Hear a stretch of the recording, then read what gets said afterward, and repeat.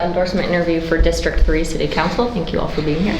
I'm going to start by asking each of you to just take 1 to 2 minutes to tell us a little bit about yourself, your professional work history, if you have any civic engagement, whether you've volunteered with any nonprofits or sat on any boards or advisory committees, and then finally why you're running for office. John, let's start with you. Well, I'm John Sweeney. I'm a native Oregonian, and I spent most of my life here in Portland. In fact, I was with the Portland Parks and Recreation for 32 years, 8 months, and enjoyed it most of the time. I started at the bottom and retired as a supervisor, was able to work my way up. And I was in the Army National Guard, then the Army Reserve, and the Army National Guard, and I was listed for 13 years and commissioned for 15, and I was an ordinance officer, so when I was a lieutenant, most of my troops were mechanics, and then the last 5 years I was a nuclear, biological, and chemical warfare officer. And then I was on the Multnomah Education Service District Board for 2 terms, and I enjoyed all that, and it was very enlightening. And so I have experience in management and training, and I want to use that experience to help the transition. And I have that experience and hope to be very helpful with making that transition, because it's going to be a big transition.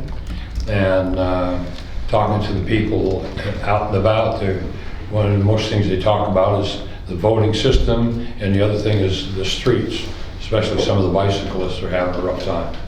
Great, thank you. Terry. Yeah, I'm Terry Parker. I'm a 4th generation Portlander on my dad's side. My mother was actually born in Canada, and they migrated to their family migrated to the Portland in the after the turn of the century. My career was mostly with the Yellow Pages, where I was a national account rep for. I worked for the Yellow Pages for over 20 years. I have been in management, customer relations management, and supply center management as well. In the 1970s, I served 4 years on ODOT's Banfield Transitway Advisory Committee, Citizens Advisory Committee. I was elected chair for the last 2 years. The committee recommended the region's first MAX line between downtown Portland and Gresham, and that was combined with upgrades to the Banfield Freeway. There was some great cost sharing in that because they could use grading and overpasses and things like that were shared, the upgrades. I became the voice of the committee before the Oregon legislature, before various city councils, because I was the chair, so I did a lot of testifying at that time. I also served for 3 years as the vice president of the Pacific Northwest chapter of the National Railway Historical Society, followed by 3 years on the board of directors. And at the time that I was involved, I still a member, but we were chartering Amtrak trains and doing things like that. We were involved with the opening of the California State Railroad Museum down in California. We sent one of the steam engines down there and sponsored that trip. And then in 2017, 18, I was also on a Citizens Advisory Committee for ODOT related to 82nd Avenue. And some of what's happening on 82nd Avenue was actually discussed. Like the crosswalks were actually discussed on that committee. And why are you running for office? I'm running for office because I think PBOT's public engagement system is broken. They cater to the special interests and the drivers that pay for the roads, the neighborhoods don't have a voice anymore in the system. And so I think we need to change that so that everybody has a voice. Great, thank you. Crystal.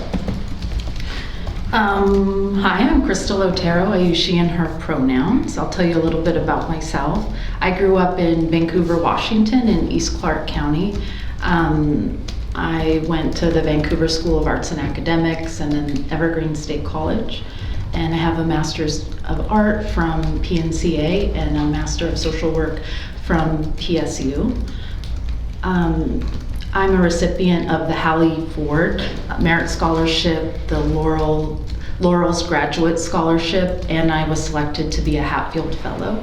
For my fellowship, I worked for the city of Fairview and Wood Village in East Multnomah County under the city manager, where I was primarily focused on community engagement, business development during COVID-19. Since then, I've transitioned to Multnomah County and I work at the Joint Office of Homeless Services. I've worked there for almost 5 years, and I was appointed to work on, in 2020, I was appointed to work on the team that started the work to implement the Metro Supportive Housing Services tax dollars, and I've been on the team since then.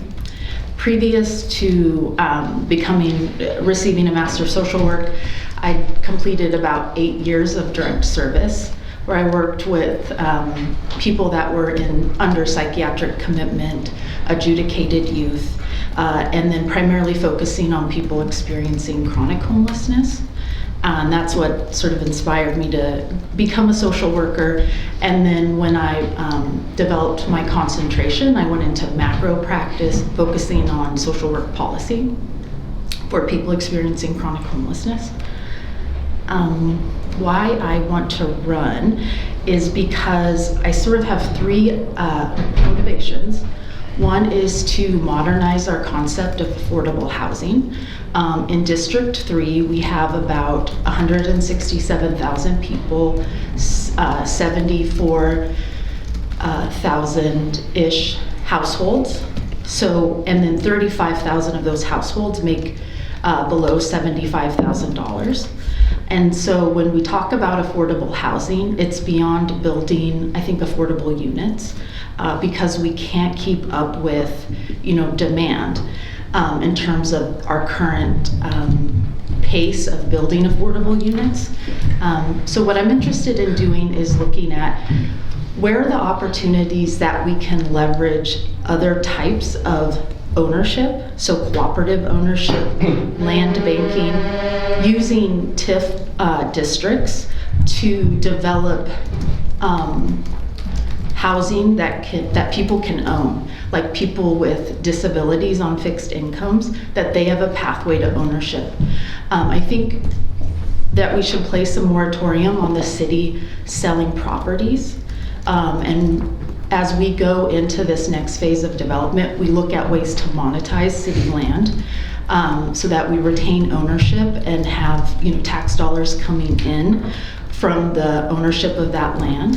And so I think having pathways for people that make below $75,000 to own their housing, and for the city to maintain ownership of its land, that will help to create stability in the housing market here in Portland. Thank you.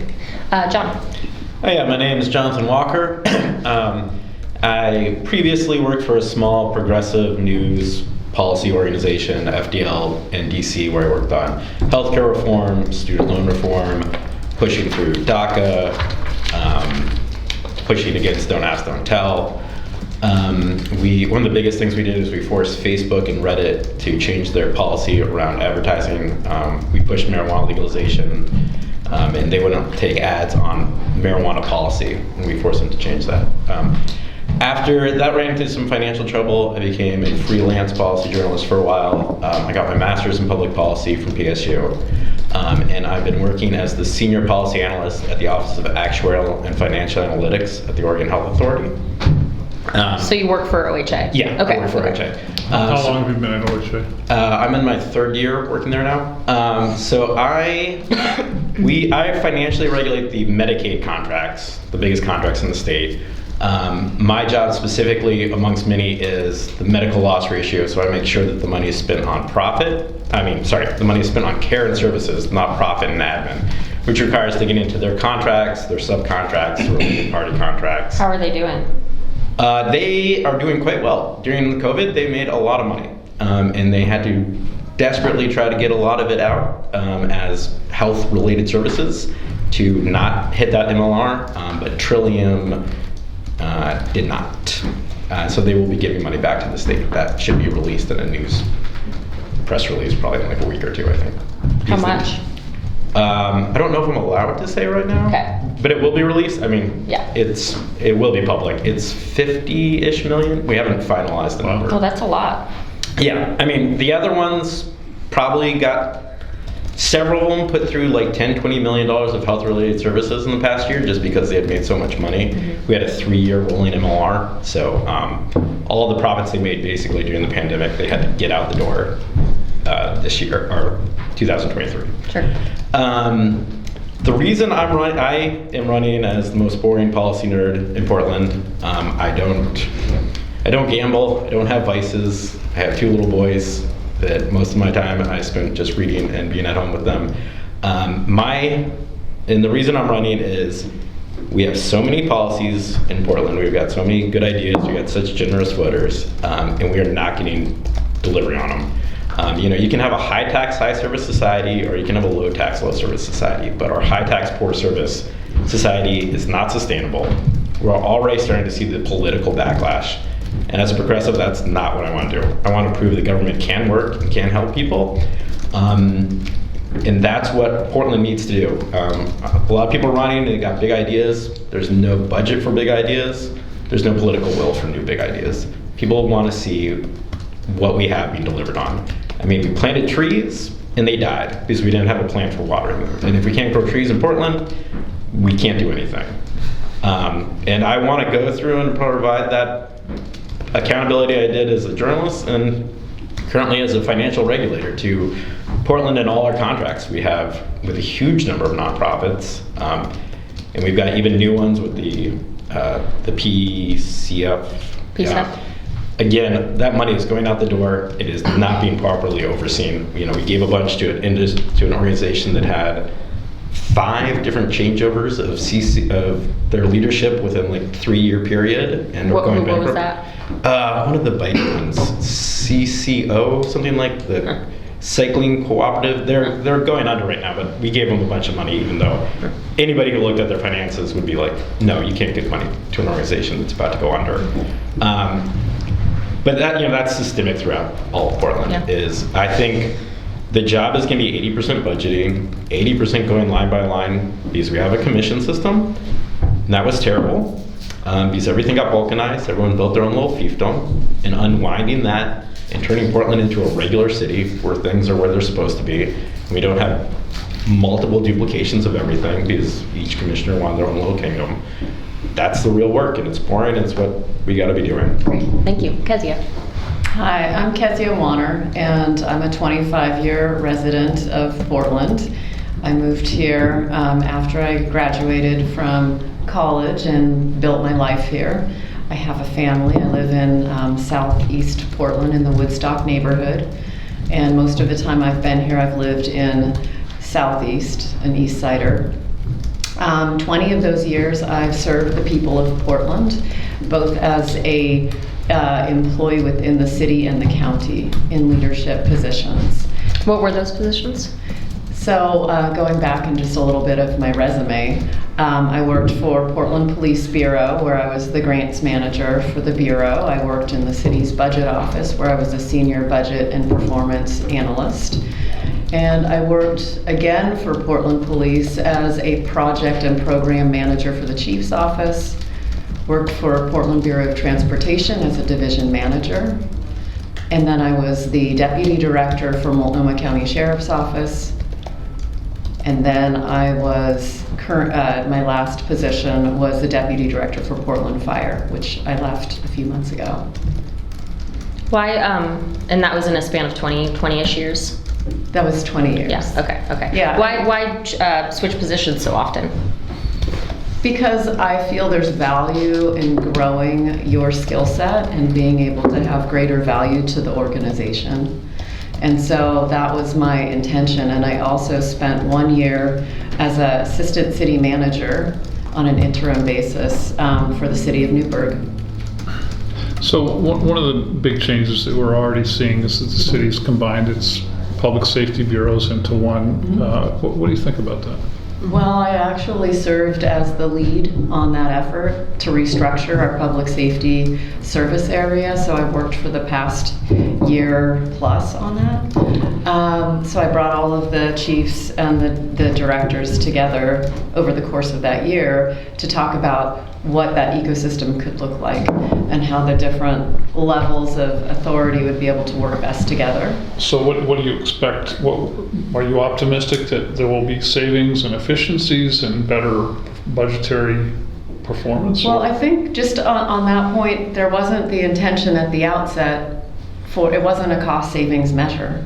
It was, how do we create a structure of the city that will function under this new form of government?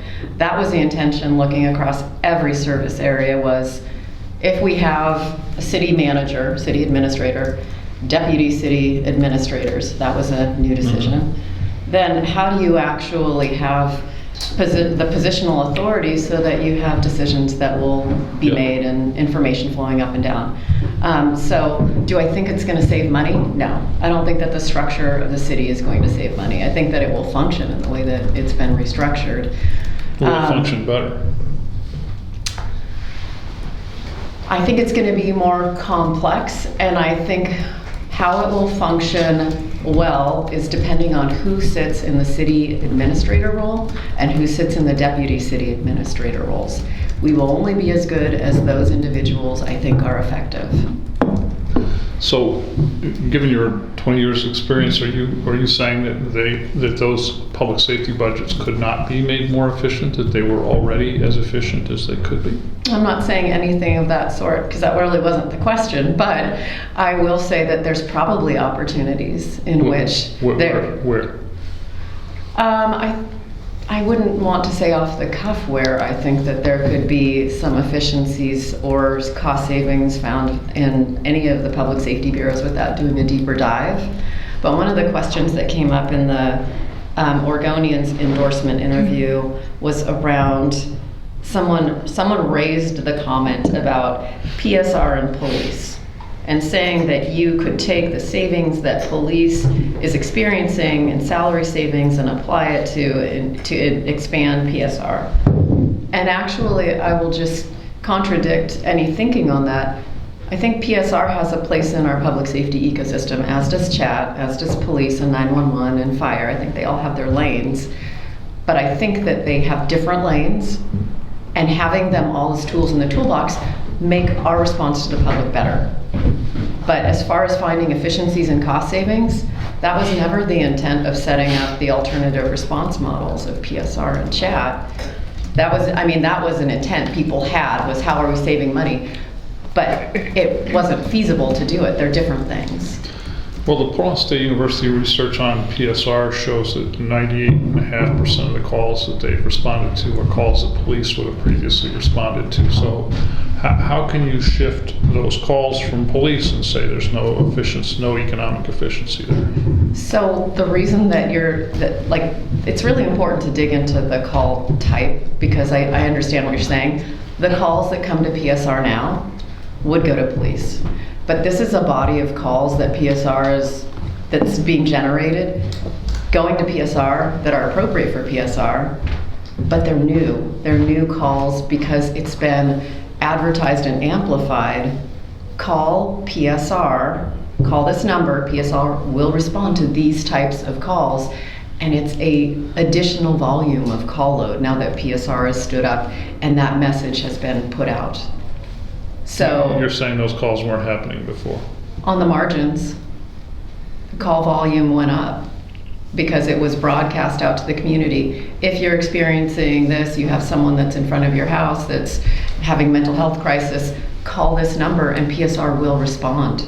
But in the past, most folks wouldn't think to call police. They wouldn't think to call anybody. So why are you running for city council? So I'm running for city council because with my years of experience and with having been involved in policy development, policy execution, program development that's really been instrumental in helping establish some core functions for the city around public safety, transportation, and then some more, I'll say, mundane policies around administration of the city. I want to apply my experiences to this new form of government and create stability on our new governing body, on this elected body. I think we're going to need to have experience. We're going to have a stabilizing force, and we're going to have professionalism so that we can actually carry out the work of the city. The business of the city is going to be critical for us to just dig in and start getting done when we step into the role. And you need to have individuals that know how that works, as well as the ability to be broad-based in sort of the policy development. Great, thank you. Luke? Yeah. My name is Luke Zach, he, him, his pronouns, and I just want to say I feel like I'm running the CityCast guest speaker gauntlet. I canvassed Shane Dixon Kavanaugh by chance 2 days ago. Last night, Hart and I were at KBOO with Althea Buildings, and now we're here. So just thank you for all the work that all of you are doing to get the information out to voters, because it's a bit overwhelming even for us, and I can't even imagine what it's like for them and for you all. So I am running for Portland City Council because it was first inspired by the charter reform and the changes that are happening, and having the expanded legislative city council with the multi-member districts and the ranked choice voting, to me, showed an opportunity to elect a city council that is diverse, a city council that is going to be responsive to the voters, and specifically in our own districts now. And it also showed me an opportunity to potentially elect people that have really valuable transferable experience, but maybe don't have that establishment government experience. This is my first time running for any political office, but I have a lot of experience that I think has prepared me well for this role. And so for the last 3 years, I've been working in destination management organizations in the tourism space, working with government, with small business, with nonprofits to promote the region. And before that, Real quick, do you work for Sure. a private company, or do you work for the government, or currently? So, not currently. I left my day job in June to focus on my candidacy full time. For me, I thought that this was too important to not be able to be all in on, and so I've been doing that since June. But prior to that, since moving to Portland, I had worked for a couple organizations. I worked with Travel Salem most recently, and I worked for the Washington County Visitors Association, now known as Explore Tualatin Valley, for the time before that. And in the work I did with both of those organizations, we did a lot of regional work as well. So I collaborated closely with Sport Oregon and with Travel Portland on some of the regional business that we were looking to bring into the area here. And so that's been since living in Portland. Prior to that, I was in Eugene. I got my MBA from the University of Oregon. That's what brought me out to Oregon in the first place. In 2019, it wasn't spectacular timing for the world, but that is kind of what drew me out here. And after I graduated, I wanted to move to Portland because I wanted to continue living out in Oregon. And so originally, I'm from Minnesota. I'm a transplant. I grew up in Minnesota my whole life. And before moving out here, the most recent work experience, I was working for about 5 years in the environmental regulatory compliance space, working a lot with EPA regulations, HUD regulations, specifically around lead safety, asbestos, and other mitigation, working with contractors. And so I'm very familiar with policy work and with navigating complex regulations. And I also have a lot of different leadership experience in nonprofits over the last 15 or so years, ranging from a youth service nonprofit that I was involved in for a long time to an international sports organization where I was responsible for putting on our World Cup and our Pan American Games and European Games, and required a lot of coordination globally on those events. And like I said, this is my first time running, but I've been engaging in politics and in grassroots campaigning for some time, and most notably in 2020, I went down to Georgia to help canvass for John Ossoff and Raphael Warnock in the Senate runoff elections, and that was my first real on-the-ground experience getting on doors and talking to voters and getting engaged to that degree. And when this opportunity came around, it seemed like a really important time to take that experience I have and put it toward the city. Great, thank you. Hart? Can you repeat the question? Yes, give us a little bit of your background, so your professional and work experience, if you've done any community service or sat on advisory committees or boards, and then why you're running for office. Okay. Well, I'm born and raised in Portland, Oregon. Actually went to school right up there in MLC. Took the 20 to school every day. Experience, the second job I ever had was working for the Human Rights Campaign. I was a canvasser, 17. And the fourth job I ever had was working for Bernie Sanders in 2016 as a field organizer.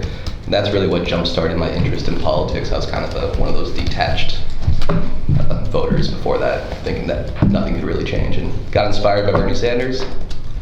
I went to college at the University of Puget Sound, and I studied biochemistry. I just mentioned that because I think we need candidates that aren't afraid and have an acumen in doing math for a city that's kind of notorious for mismanaging funds. What do you do for work now? I work for the railroad. Okay, cool. What do you do for them? I'm a train conductor. All right. And For what railroad? Union Pacific. Got it. Conductors don't drive the train, funny fact. So what do you do? I'm like a gopher, like go for this, go for that. Are you dumb question, are you in the train, or are you? Sometimes Okay. I'm like, sometimes the train has to back up. Okay. I'm the guy in the back being like, you're good for 50 feet. Got it, okay. It's a hard job, but it's better than poverty, which is what I was in before, and like a family riddled with trauma. And that's another reason why I think I'm qualified. It's just, I'm one of the poorest candidates out here. And while we are a progressive party, and we are tolerant of many different things, we don't really tolerate diversity of ideas, and we don't really have diversity of economics in our leadership. My father is a Vietnamese refugee. I'm half Vietnamese. He could buy a house in Portland in the 1970s, but his college-educated son can't, so there's like disparity in that. And why are you running for office, or did you? I'm running for office because, Portland is the only home I've known. I grew up in Kearns before it was voted 5th best neighborhood in the world. When I grew up there, it was full of skinheads. Now that's a quote to you. I love Portland, and I always will. And I think we are on the right track to recovery, and it's going to return to the splendor that it once was. But since Bernie Sanders, I've kind of seen a very vocal, ideological group of people have a disproportionate amount of influence on politics. And that disproportionate yet powerful voice has kind of steered us in the wrong direction. And How would you characterize that voice? extreme ideological left, I guess. I don't want to say woke, but it's just kind of what, to his point, I forget your name, sir, but Kezia Wanner. They're kind of proving the point that the progressives can't lead government, and I would like to show that progressives can lead a government if you approach a problem pragmatically, logically, yet don't lose the empathy that kind of defines your Portland spirit. Great, thank you.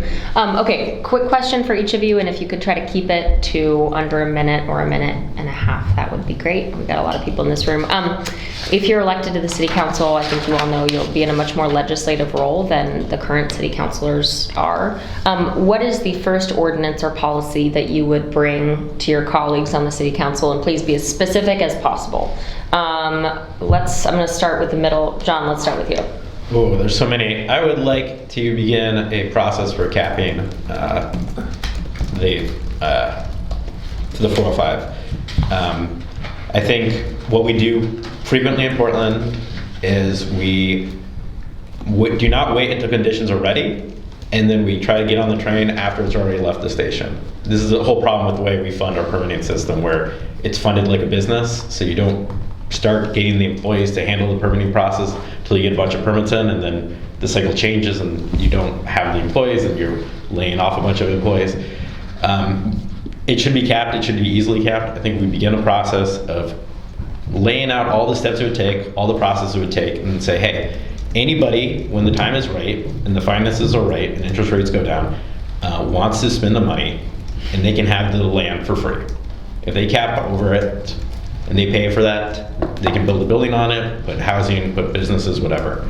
But that's the type of thing I think we need to start doing, is we need to start thinking of how to address problems ahead of time, as opposed to the fact that we're constantly chasing issues. And going into that would be, we have to change the way we fund permitting. It should be funded like a city function, not as a weird business thing where you take the money for the permits to process the permits. The money we get from having a business and house and everything is so much more than the amount we get for fees of people getting inspections. So how would your policy change the funding mechanism of the permitting system? I would fund it like we do other departments. Like, we don't fund the police by having them have to arrest a certain number of people to get money to be police. We don't fund all the other parts of the city that way. We fund it as a constant part of the general budget. And we'd have the permitting funds, instead of going to pay the permitting department as their own kind of separate business, it would just come into the general fund. We would decide the amount of permitting workers we want, the amount of permitting work we need, and we'd fund it from the general fund. Because we currently have a cycle of layoffs, big demand, us being way behind. Anybody you talk to with public housing or private housing, they say their biggest expense is they can't get any prediction about when permitting will be taken care of. Is it going to be 2 weeks? Is it going to be a year? And they lose $1 million because everything's just sitting around. So instead of a boom-bust cycle, fund it like you would fund any other government service. We don't make other government services pay for themselves. Great, thanks. Crystal?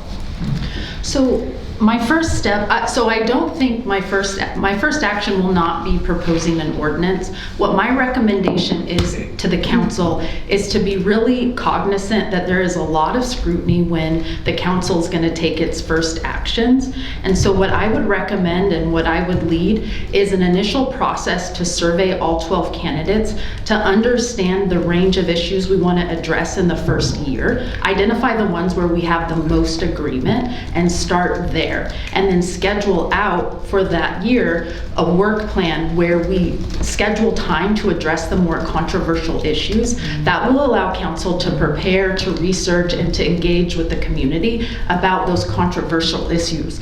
I think it's really important that the council demonstrates that we can be cohesive and take action. And so I would withhold sort of my agenda around a priority ordinance, and before I understood where we have the most alignment. I think it's really important to be strategic about time, public scrutiny, and being effective. Great, thank you. Terry? First of all, I have to say I agree with what Crystal has said. The policy that I would like to implement is from the Portland Comprehensive Plan, and it's policy 8.28, which reads, I'm going to read this: ensure the cost of constructing and providing public facilities and services are equitably shared by those who benefit from the provision of those facilities and services. And I'd like to apply that to the transportation sector. And how does that look? What does that look like in an ordinance or a policy? What it means is that it isn't going to be just motorists and the trucking industry that pays for the infrastructure anymore. I mean, one bus does as much damage to the road as 1,200 cars. One electric bus does as much damage to the road, pavement, as 2,500 cars. I think that the transit users ought to help pay for the maintenance of the roads.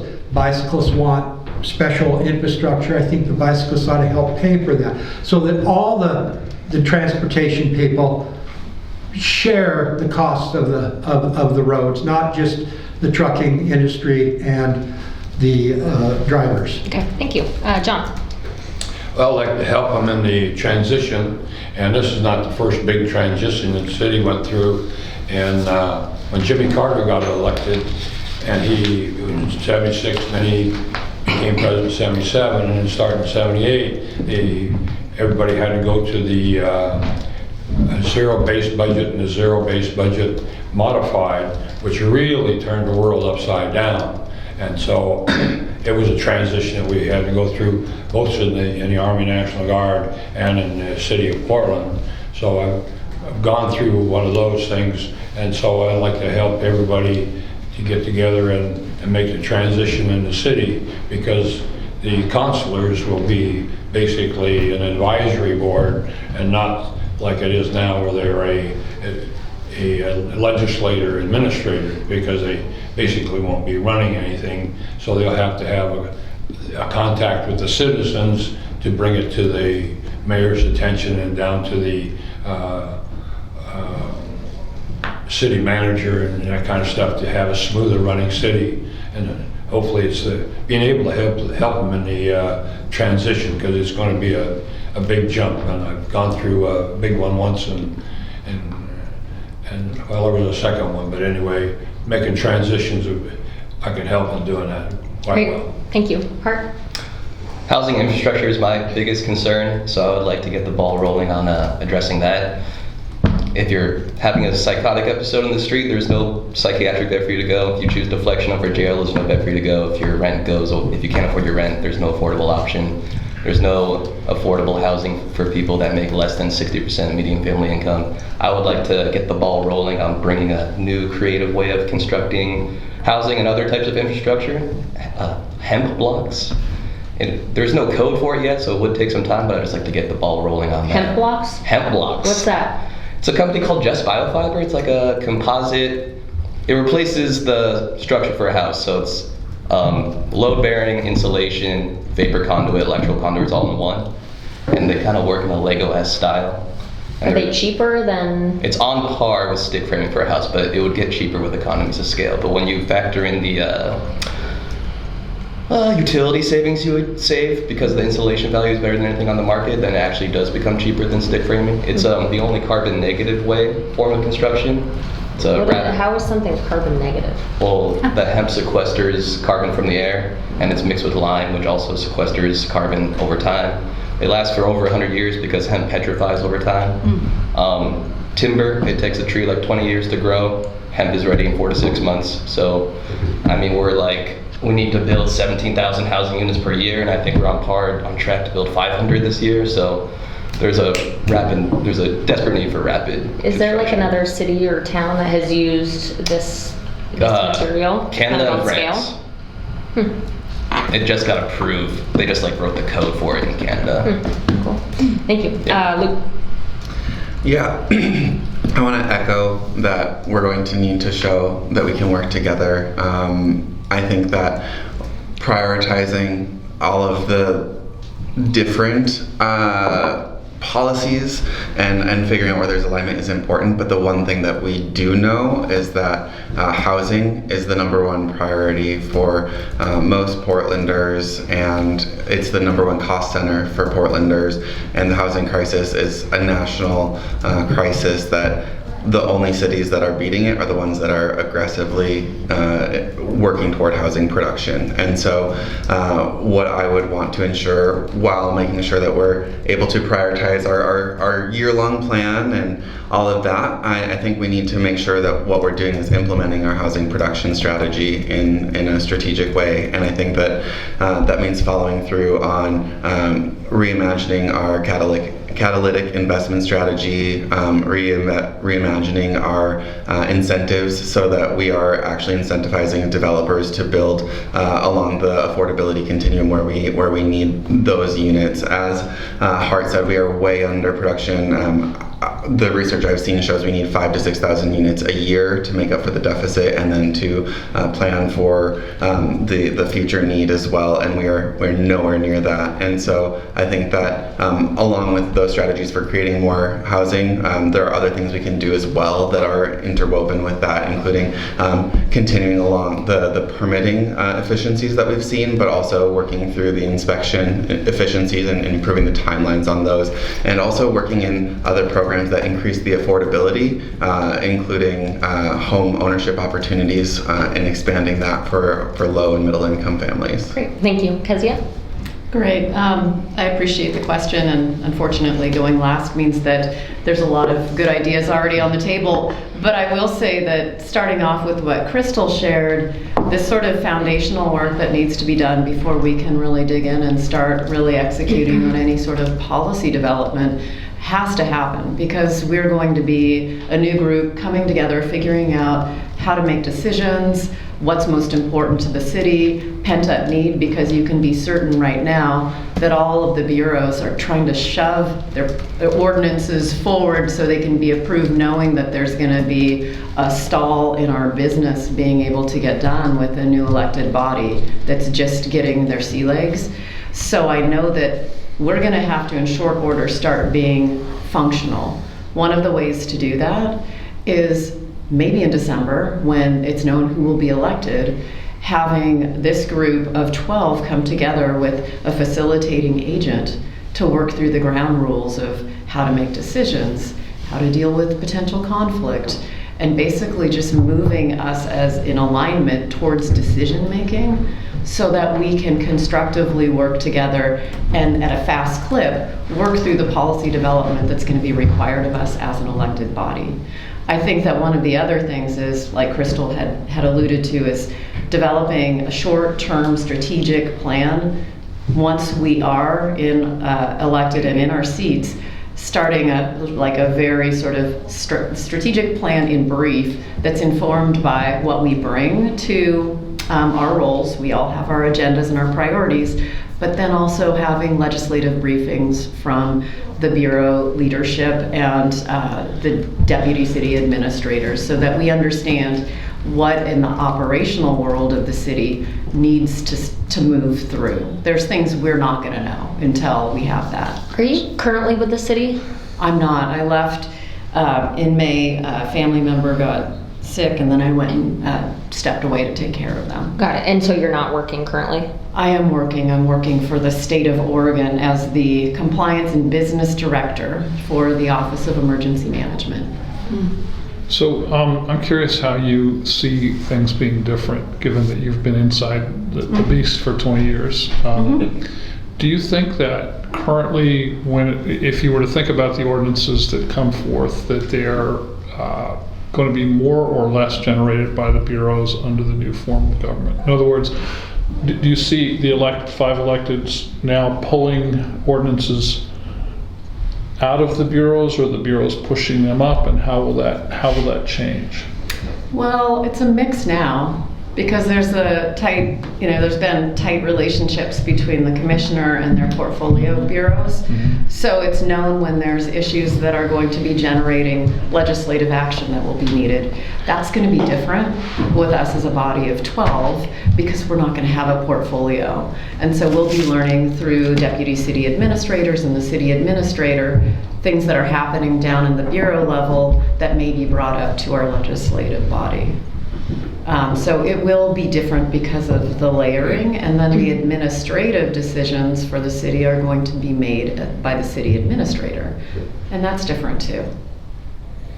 The workload will be different, but exactly how, I don't know that anyone knows at this point. It's a little bit hard to imagine. But I just will say this, and I know I'm over my time, I have this sort of feeling that the expectation on January 1 is, okay, here's a bunch of work, you guys do it, and we're going to be like, okay, how are we going to work together? And I think that structure is really needed. Well, there will be some onboarding, and I think to your point, getting the 12 people, hopefully we'll know by December who's elected. But.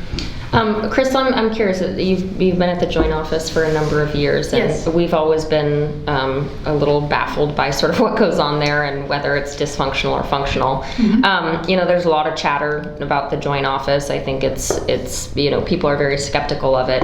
Do you think it's given a fair shake, or do you think it's totally unfair, kind of the rhetoric around the joint office?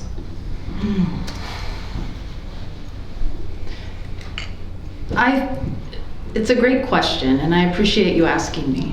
I think the scrutiny is important because I think it helps to make budgeting decisions, and it challenges some of the current leading concepts in the development of homeless services, and I think that's really important. I think it has helped us, it has helped guide the department and the chair to really focus on a street homelessness response. Where I don't think the department has received a fair shake is really understanding the current level of services that is provided and really the remarkable scale up of services in the last 3 years with the support of housing services tax dollars. I think it's hard to tell that story because on this, we see a number of people still on the street, and it is a complex issue that is challenging to translate to the public. And so just briefly what I'll share, and I'm a technical expert in this, so I sort of have this really high level view of what's happening in the system, both in our county and regionally.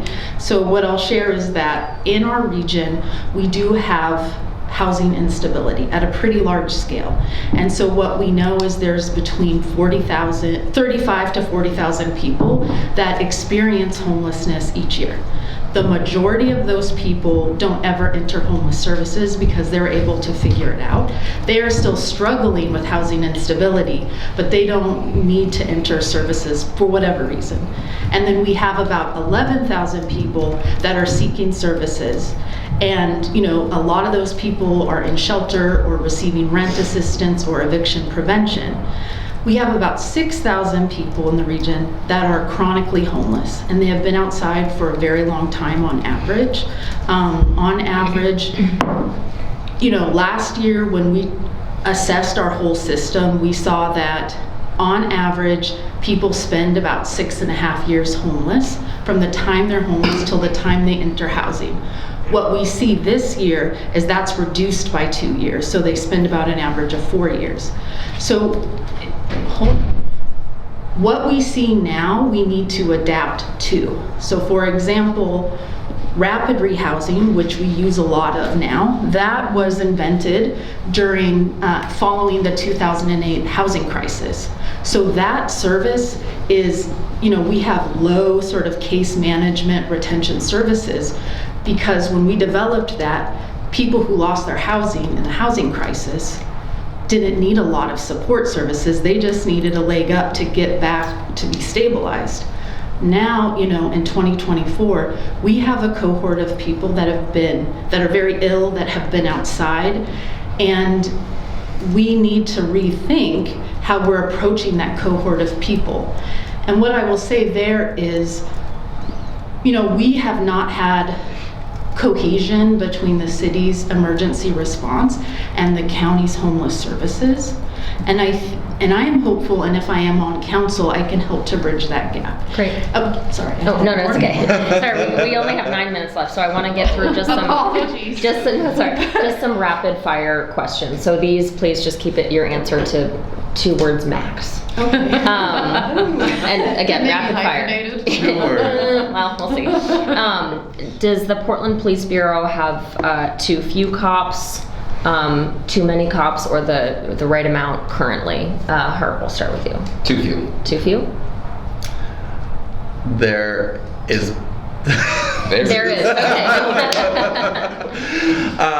They have the budget to hire the So the fill vacancies. Fill vacancies. Okay, great. Too few. Okay. Fill vacancies. Okay. Too few from the city of Portland that live here. Okay. What? Okay. Well, regardless of where they live, too few. We have too the many. right amount. Right amount. Okay. Too few, but to retain them, they need to have the respect of the council. Okay. Too few. Okay. Do you support the city council rerouting excess PSEF revenues to fill Bureau budget holes? And we'll start with you, John. Say that again. Did the city council do the right thing by reallocating excess Portland Clean Energy Fund revenues to fill Bureau budget holes earlier this year? I'm not too sure on that. Okay. I didn't follow all those things, but Okay. they've made some blunders along the way. Okay, thank you. Terry? If it's for the same type of general purpose, yes. Okay, thank you. Chris? Absolutely not. It was a voter approved initiative, so no. Okay, John? If they use it for green changes in the bureaus. Okay. Not just Okay. general coverage. Kezia? If it's used for the intent that the voters had approved, which is reducing greenhouse gases, yes. Okay. Luke? I think we can be more expansive with what we consider climate justice and supporting the vulnerable communities, but I do not support reallocating those dollars to Okay. fill budget shortfalls. Great, thank you. Hart? Well, as John said, they're not really spending that money that diligently anyways, but the city was only solvent because of that money, but it does go against the will of the voters to spend it on things that wasn't really So voted yay or on. nay? No, because it bypasses government accountability. Great, thank you. Do you support the city's time, place, and manner ordinance as it currently is? Hart? No, because not enough shelter beds for them to go to. Okay, Luke? Not as it is. Okay, Kezia? Yes. Okay, John? Yes. Okay, Absolutely not. okay, More or less, yes. okay, okay. All right, fun question. What were you, and we're asking all candidates this, what were you best known for in high school? So we've had answers from, I was the only person on varsity soccer that never played a minute. We've had, I was the kid that stole the car. We've had people who were like, I was, the nerd, I was voted most likely to succeed. So what were you known for in high school? And just, whoever can think of it first. Skipping school. Skipping school, okay. To do what? I plead the fifth. Okay. All right, great. I was just involved in everything from student council to French club to math league. Great. Also good with numbers. I went to Benson. I got into a really bad fight one time. It was like meeting over with what? a tennis ball. Benson. It works out like that. Tennis? Yeah. Okay. All right. John? Being really flexible. I was like a contortionist, basically. Oh, like physically flexible. Physically Are you still? I mean, I'm you 40, press but I can still get it up the wall. New campaign. If Wow! I'm boring, say, John Walker, I'm flexible. With a picture of your leg over This your takes the cake. I mean, I'm not as flexible as I used to be, but I'm pretty good for food. That's pretty good. Yeah. pretty good. Terry? Did you say high school? Yes. I was on the photo staff, so people. Photo staff. On the photo staff. Okay. Newspaper. John? I'll go for it. You what? I think it's okay. So what were you best known for in high school? Well, I went to Benson for 3.5 Uh-huh. years, and I finished Kubasaki on Okinawa because my dad was in the Army. So the redoing the school is good. So. Okay, thank you. Kezia? Always being up for going to punk rock shows. All right, great. Did I get everyone? Yeah? Okay, great. Well, thank you guys so much for coming in. We really do appreciate it. Thank you. And Thank you. yeah, thanks Thank you. for doing this.